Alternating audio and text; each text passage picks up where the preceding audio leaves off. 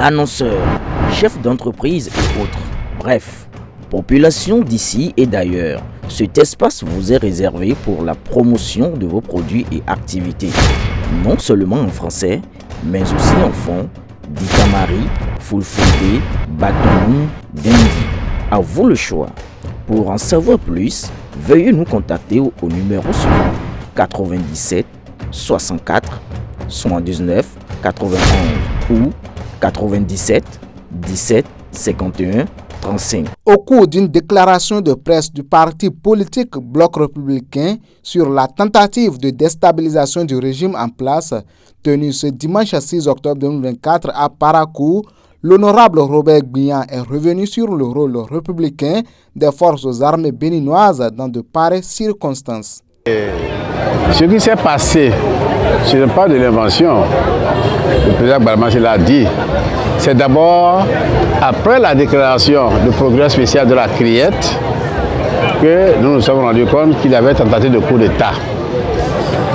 Et mieux, lorsqu'ils ont été présentés au procureur, après les audiences, après les débats, le juge des libertés, le tribunal, a finalement compris qu'il fallait déposer nos camarades de lutte en prison. Et 3 chefs d'inculpation ont été retenus, je crois bien. C'est complot contre la sécurité de l'État, vous me rappelez. Ensuite, corruption de l'argent public. Et troisièmement, blanchiment de capitaux. Donc tout ceci, ce n'est pas nous qui l'inventons, ça vient du tribunal. Et ce tribunal, nous lui faisons confiance. Et je ne vais pas revenir sur ce qui a été dit par le président Guadamassi. Je vais insister sur un point, même s'il a déjà abordé. Je vais insister sur le caractère républicain de nos forces armées béninoises.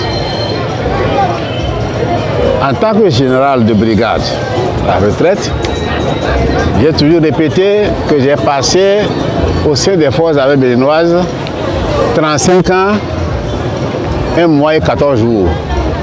Donc je sais bien ce qui s'y passe. Depuis la conférence des forces vives de la nation, les forces armées béninoises ont fait un serment, celui de rester dans les casernes, celui de rester pour la défense de l'intégrité territoriale. Les forces armées béninoises ont compris que leur place n'est plus dans la politique. Et tout le long de tout ce que je viens de dire de mon parcours, ça a été le cas. J'ai été témoin de plusieurs tentatives de complot. En 1988, en 2012, je ne citais que ceux-là, etc., etc. Ce qui vient de se passer tout récemment, c'est à l'honneur des forces armées béninoises. Le président Guadamassi vient de le confirmer à travers sa déclaration.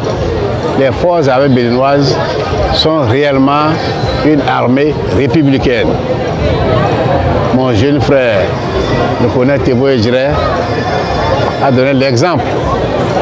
Ce n'est pas tout le monde qui peut céder à la tentation. 1,5 milliard, c'est vite fait. Ailleurs, c'est moins que ça et les gens mordent à la part. Donc, contrairement à ceux qui peuvent penser que l'armée n'est pas républicaine, ils n'ont qu'à aller refouiller, revisiter l'histoire.